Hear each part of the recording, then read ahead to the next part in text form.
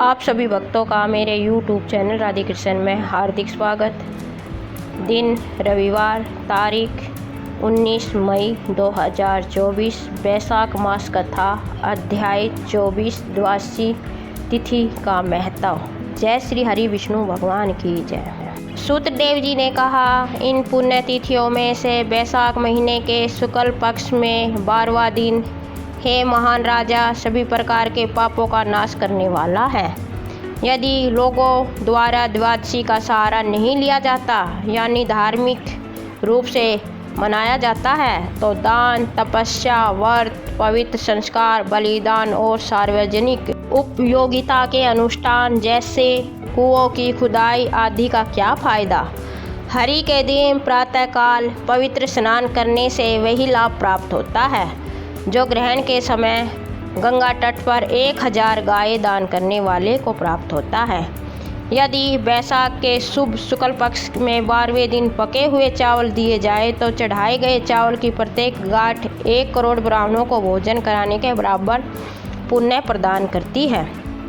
जो 12वें दिन शहद के साथ 1 घड़ा पानी का दान करता है वह सभी बंधनों से मुक्त हो जाता है और विष्णु लोक में सम्मानित होता है। शुक्ल पक्ष के 11वें दिन हरि का जागरण करना चाहिए, तब व्यक्ति एक जीवित मुक्त आत्मा होगा, सभी देवता प्रसन्न होंगे। हरि के दिन प्रातःकाल पवित्र स्नान करने से वह लाभ प्राप्त होता है जो करोड़ों चंद्र और सूर्य ग्रहण के दौरान तीर्थों में डुबकी लगाने से प्राप्त होता है। द्वादशी के दिन तुलसी के कोमल पत्तों से विष्णु जी की पूजा करनी चाहिए। फिर एक व्यक्ति पूरे परिवार को छुड़ा लेगा और विष्णु की दुनिया में स्वामी बन जाएगा। तुलसी के फूलों और पत्तों से अश्वत्थ वृक्ष की पूजा की जानी चाहिए। यदि पुष्प आदि उपलब्ध न हो तो अन्न से मधुसूदन की पूजा करनी चाहिए। जो व्यक्ति बैसाख मास की शुक्ल पक्ष की द्वादशी तिथि को दही, मिले चावल, 1 लोटा जल तथा उचित दान करता है उसके पुण्य को सुनो। मधु के दंडक के आदेश पर उसे वह पुण्य प्राप्त होता है जो उस व्यक्ति को प्राप्त होता है जो हर साल 1 करोड़ लोगों को सभी 6 स्वादों वाले स्वादिष्ट व्यंजन खिलाता है। जो बैसाख मास के शुक्ल पक्ष की द्वादशी तिथि को शालिग्राम पत्थर का दान करता है वह सभी पापों से मुक्त हो जाता है। यदि भक्त 12वें दिन मधुसूदन को दूध से स्नान कराता है तो उससे प्राप्त पुण्य राजसूय और अश्वयज्ञ करने से प्राप्त पुण्य के बराबर होता है। मधुसूदन की प्रसन्नता के लिए 13वें दिन दूध और दही के साथ चीनी और शहद जैसी विभिन्न सामग्रियों से विष्णु की पूजा करनी चाहिए। वह गंगा के तट पर उस फल को प्राप्त करता है, इसके बारे में कोई संदेह नहीं है। जो व्यक्ति श्रद्धापूर्वक भगवान विष्णु को पंचामृत से स्नान कराता है वह पूरे परिवार का उद्धार कर देता है। विष्णु की दुनिया में उसका सम्मान किया जाता है। जो इस दिन संध्या के समय हरि को प्रसन्नता के लिए मीठा पेय अर्पित करता है वह तुरंत पुराने पापों को उसी प्रकार त्याग देता है जैसे सर्प पुरानी कैचुली को त्याग देता है। जो व्यक्ति शाम के समय खीरे का मीठा मिश्रण देता है वह कर्मों के बंधन से मुक्त हो जाता है। भक्त को गन्ना, आम का फल और अंगूर देना चाहिए। 100 पीढ़ी तक उसके वंश में कोई विच्छेद न होगा। जो 12वें दिन सायकाल के समय मधुर सुगंध और वात देता है वह सभी बाहरी आक्रमणों से मुक्त हो जाता है, इसमें संदेह नहीं है।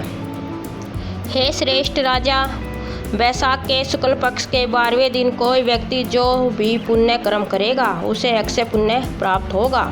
हे राजन, मैं यह भी बताऊंगा कि किस प्रकार लोकप्रिय हुआ, यह किस प्रकार समस्त पापों को नाश करने वाली है और किस प्रकार समस्त मंगलों को प्रदान करने वाली है। पूर्व काल में कश्मीर देश में देवव्रत नाम का एक ब्राह्मण रहता था। उनकी मालिनी नाम की एक अत्यंत सुंदर पुत्री थी। उन्होंने उसकी शादी एक बुद्धिमान उत्कृष्ट ब्राह्मण सत्यशील से कर दी। बुद्धिमान व्यक्ति उससे विवाह करके अपने यवन नामक देश में चला गया। हालांकि वह सुंदरता और यौवन से भरपूर थी, फिर भी वह उस पर ज़्यादा मोहित नहीं था। हे राजा, वह सदैव उसके प्रति क्रूर था और उससे घृणा करता था। पति उसके अलावा किसी से नफरत नहीं करता था। इस बात से वह क्रोधित हो गए और उसे जीतने के लिए उत्सुक हो गई। हे राजा, युवती ने उन महिला से पूछा जिन्हें पहले उनके पतियों ने छोड़ दिया था। उन्होंने उससे कहा, हे राजा, तुम्हारा पति अवश्य तुम्हारे वश में आ जाएगा। पतियों द्वारा त्याग दिए जाने से हमारा अपमान हुआ है। हमारा दृढ़ विश्वास है कि कई पतियों को पहले औषधि और औषधि आदि का उपयोग करके वश में किया जाता था।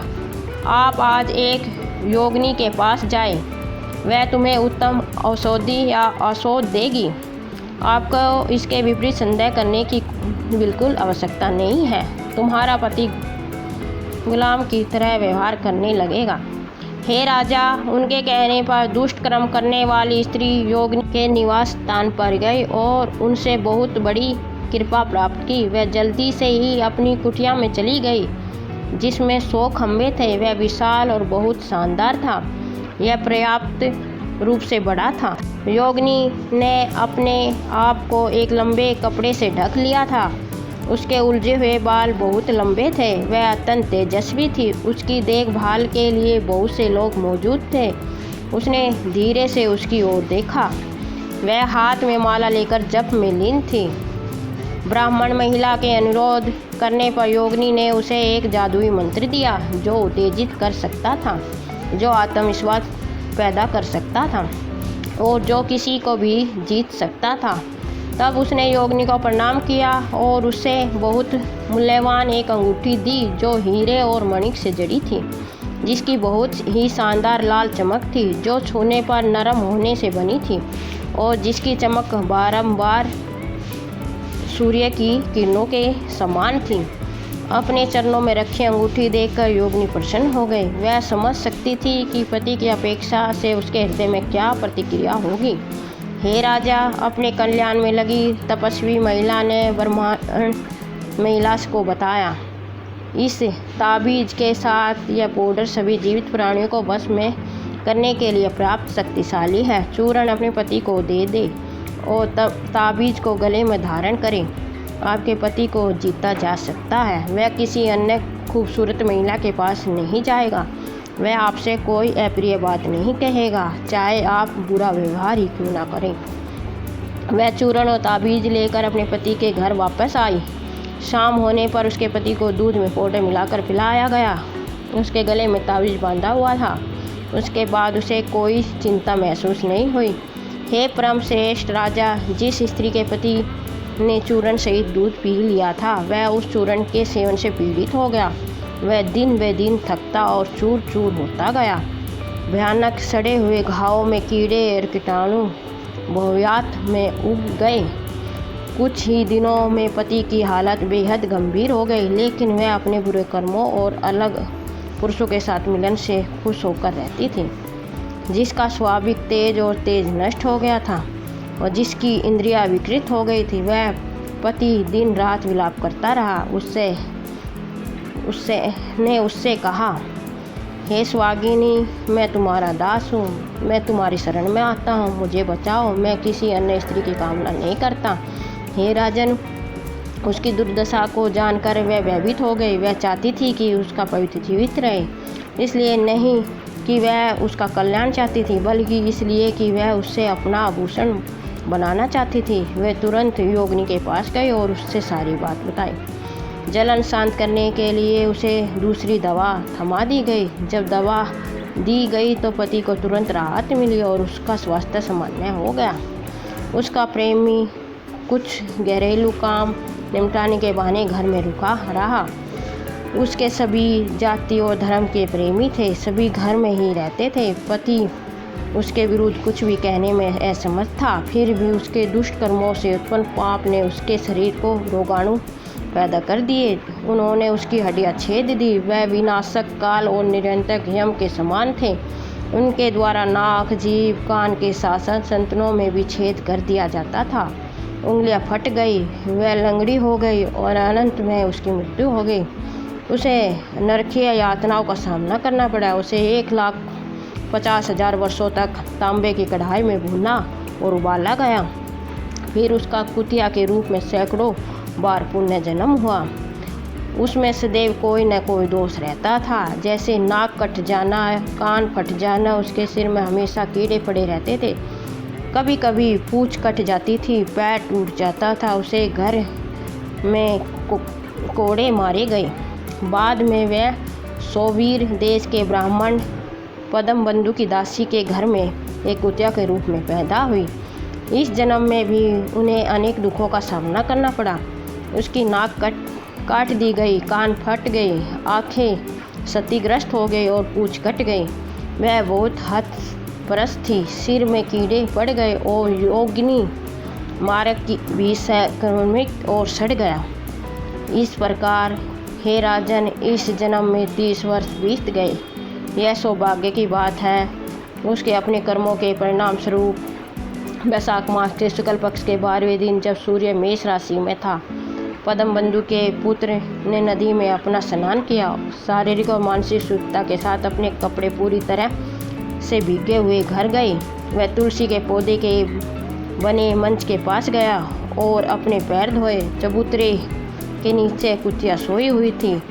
प्रातःकाल सूर्योदय के समय जिस जल से पैर धोए जाते थे, उसी जल से उसे स्नान कराया जाता था। तुरंत ही सारा अमंगल नष्ट हो गया और उसे अपने पुनर्जन्म की स्मृति आ गई। वह कुतिया अपने पूर्वकृत कर्मों को स्मरण कर करुणा स्वर में चिल्लाती हुई बोली, हे ऋषि, मेरी रक्षा करो। उसने अपने बुरे कर्मों को याद करते हुए महान तपस्वी को उनका वर्णन किया। वह बेहद डरी हुई थी। उसने उसे बताया कि कैसे उसने अपने पति को जहर दिया और क्या क्या बुरे कर्म किए। हे ब्राह्मण, यदि कोई अन्य युवती अपने पति को वश में करने के लिए दवा देगी तो वह आचरण में दुष्ट होगी, उसका धर्म व्यर्थ हो जाएगा, उसे तांबे के बर्तन में नरक में भूनकर पकाया जाएगा।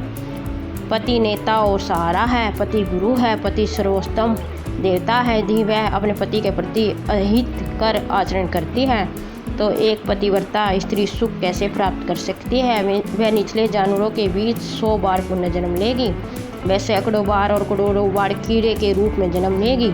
इसलिए हे ब्राह्मण, महिलाओं को अपने पति के आदेशों का पालन करना चाहिए।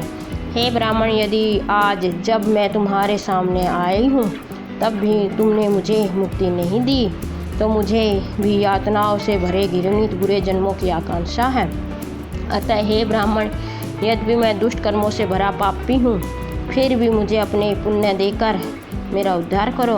आपने वैशाख महीने के शुक्ल पक्ष के 12वें दिन कई पुण्य कार्य किए हैं। पवित्र स्नान, दान और पके हुए चावल खिलाने के माध्यम से अपने अच्छे गुणों को बढ़ाया है। हे ब्राह्मण, यद्यपि मैं आचरण में दुष्ट रहा हूँ, फिर भी मैं इसे मुक्त हो जाऊँगा। हे ब्राह्मण, जो उस दिन अपने घर में भी पवित्र स्नान करता है, उसे निसंदेह सभी तीर्थों का लाभ मिलता है। तपस्या, दान, होम, देव पूजा तथा अन्य पवित्र अनुष्ठान यदि दिवासी के दिन किए जाए तो उनका अक्षय लाभ होता है। यदि आपके खाते में ऐसा कोई लाभ है जो पूर्णतः मुझे दे दिया जाए। दिवासी के दिन व्रत रखने और 13वें दिन पारायण करने से जो पुण्य तुमने प्राप्त किया है वह मुझे दो, वह भी इन्हें को दे दो। जाहिर है इससे मुझे मोक्ष मिलेगा। हे अत्यंत भाग्यशाली, मुझ अभाग्य पर दया करो। आप दयनीय और अभाग्य लोगों के प्रति सहानुभूति रखते हैं। हे कृष्ण, गरीबों के स्वामी, हे ब्रह्मांड के स्वामी, वह तुम्हारा स्वामी है। जो उसके हैं वह सब उसके समान है। जैसा राजा वैसी प्रजा। हे यम के क्षेत्र या नरक को नष्ट करने वाली, मेरी रक्षा करो। मैं अत्यंत दुखी हूँ। मैं एक दयनीय कुतिया हूँ जो आपके द्वार पर रहती हूँ। हे मुनिवर दयालु, दीनों पर दया करो, मेरी रक्षा करो। यह शुभ तिथि हजारों ब्राह्मणों की हत्याओं, हजारों गाँव की हत्याओं, निषिद्ध महिलाओं के साथ करोड़ों संभोगों के पापों को जला देती है। हे महान ऋषि, उस तिथि पर आपके द्वारा किए गए कार्यों के माध्यम से आपने जो महान पुण्य अर्जित किया है उसे मुझे दे दो, मुझे उठाओ, मैं बहुत दर्द में हूँ। हे भगवान, मुझे बचाओ। अंत में हे ब्राह्मण, मैं आपको प्रणाम करता हूँ। प्रतिष्ठ ब्राह्मण, आपको नमस्कार है। कुतिया की यह बातें सुनकर ऋषि के पुत्र ने उससे कहा, हे कुतिया, सभी प्राणी अपने किए हुए कर्मों के फलस्वरूप सुख और दुख दोनों का अनुभव करते हैं। अतः तुच्छ प्राणी को क्या करना है? तुम्हारे पापपूर्ण आचरण के परिणाम स्वरूप तुम्हारे पति एक ब्राह्मण और ताबी, चूर्ण, अशोधि आदि के माध्यम से जीत लिया गया था। सत्पुरुषों के विरुद्ध किया गया पाप स्वयं को दुख पहुंचाता है। प्रतिष्ठ तथा सज्जन पुरुषों के पक्ष में किया गया पुण्यकर्म दुखों का नाश करने वाला होता है। यदि दोनों पापियों के विरुद्ध या उनके पक्ष में किए जाते हैं तो वह केवल पाप और दुख का कारण बनेंगे। जैसे सांप को मीठा दूध पिलाया जाता है तो उसकी जहरीली प्रकृति को बढ़ाता है। ऋषि के पुत्र के ऐसा कहने पर कुतिया अत्यंत दुखी हो गई। वह जोर से करा उठी और अपने पिता के सामने एक बार फिर चिल्लाकर इस प्रकार बोली, हे पद्म बंधु, उस कुतिया की रक्षा करो जो तुम्हारे द्वार पर रहती है, जो प्रतिदिन तुम्हारा बचा हुआ भोजन खाती है। मुझे बचाओ। वेदों के ज्ञाता लोगों का यही मत है कि जिन लोगों का पालन पोषण वही करे, उन लोगों का उद्धार और उत्थान किसी श्रेष्ठ आत्मा गृहस्थ द्वारा ही किया जाना चाहिए। चंडाल, कौवे और कुत्ते सदैव दया के पात्र होते हैं। वे प्रतिदिन हव्य ग्रहण करते हैं। यदि वह उस व्यक्ति को छुटकारा नहीं देता है जिसका पालन पोषण और भोजन करना चाहिए, खासकर जब वह व्यक्ति कमज़ोर हो और बीमारी आदि से पीड़ित हो, वह नीचे गिर जाएगा। इसके बारे में कोई संदेह नहीं है। ऐसा वेदों में जानने वालों का मत है। संसार के निर्माता हरि ने एक और निर्माता ब्रह्मा को बनाया है और स्वयं उसकी रक्षा करते हैं। वह सभी प्राणियों की रक्षा करता है। उसी प्रकार स्वयं सेवा करने वाले व्यक्ति है, जिन्हें पत्नी आदि के नाम से जाना जाता है, को सत्ता में बैठे व्यक्तियों द्वारा संरक्षित किया जाना चाहिए। हरि की आज्ञा है, आशीविशों की रक्षा करो। यदि कोई जीवित प्राणी अपने मान की रक्षा करने में अपने कर्तव्य की अपेक्षा करता है और अपना ध्यान कहीं और लगाता है, चाहे संयोग से या जानबूझकर वह भगवान का दुश्मन है, वह सबका हत्यारा है, वह यमलोक को जाता है, क्योंकि यह आपका कर्तव्य है। क्योंकि आप दयालु हैं, इसलिए मुझे जो इस दयनीय स्थिति में हूँ छुटकारा दिलाइए। उस दुखी कुतिया के यह वचन सुनकर उसका पुत्र तो घर में ही रह गया, परंतु दया के भंडार पद्म बंधु शीघ्रता से घर से बाहर निकल गए। उसने उससे पूछा, यह क्या है? बेटे ने सारी बात बताई। अपने पुत्र की बातें सुनकर उसे बड़ा आश्चर्य हुआ। उसने उससे कहा, पद्म बंधु ने कहा, हे मेरे पुत्र, तूने ऐसी बातें क्यों निकाली? हे उत्कृष्ट मुख वाले पुत्र, यह अच्छे लोगों के शब्द नहीं है। जो पापी अपनी खुशी के लिए सब कुछ करते हैं, उनके साथ तिरस्कार का व्यवहार किया जाता है। देखो मेरे बेटे, सभी लोगों को दूसरे की मदद के लिए काम करना चाहिए। चांद, सूरज, हवा, रात, आग, पानी, चंदन, पेड़ और अच्छे लोग, यह सभी दूसरों की मदद करते हैं। यह जानने पर दैत्य अत्यधिक शक्तिशाली थे। दिजीज ने देवताओं की सहायता के लिए दयापूर्वक अपनी हड्डियां दान कर दी थी। हे अत्यंत भाग्यशाली व्यक्ति, पहले राजा शिबी ने एक कबूतर की मदद करने के लिए अपना मांस एक भूखे बाज को दे दिया था। पृथ्वी पर पहले जीमूत वाहन नाम का एक राजा था। उन्होंने अपना जीवन भी महान आत्मा वाले गरुड़ के लिए समर्पित कर दिया था। इसलिए एक विद्वान ब्राह्मण को दयालु होना चाहिए। भगवान इंद्र पवित्र लोगों पर पानी बरसाते हैं, परंतु क्या वह पतितों पर भी वर्षा नहीं करता? क्या चंद्रमा चंडालों के घर को सदैव प्रकाशित नहीं करता? अतः बार बार प्रार्थना करने वाले इस कुतिया को मैं अपने पुण्य के द्वारा उसी प्रकार छुड़ा लूँगा जैसे कोई कीचड़ में डूबी हुई गाय को उठा लेता है। इस प्रकार अत्यधिक बुद्धिमान व्यक्ति ने अपने बेटे को स्वीकार करने का बाद वादा किया। दिवासी के दिन से उत्पन्न होने वाला महान पुण्य दिया जाता। हे कुतिया, हरि के घर जाओ, अपने सभी पापों से छुटकारा पाओ। इन शब्दों से उसने अचानक अपना पुराना जीवन शरीर त्याग दिया। वह दिव्य रूप वाली तेजस्वी स्त्री बन गई। उसमें देवी सरस्वती के समान 100 सूर्यों के समान तेज था। उसने उस ब्राह्मण से विदा ली और 10 दिशाओं को उज्ज्वल करती हुई चली गई। उन्होंने स्वर्ग में उत्कृष्ट सुखों का आनंद लिया और बाद में पृथ्वी पर नर नारायण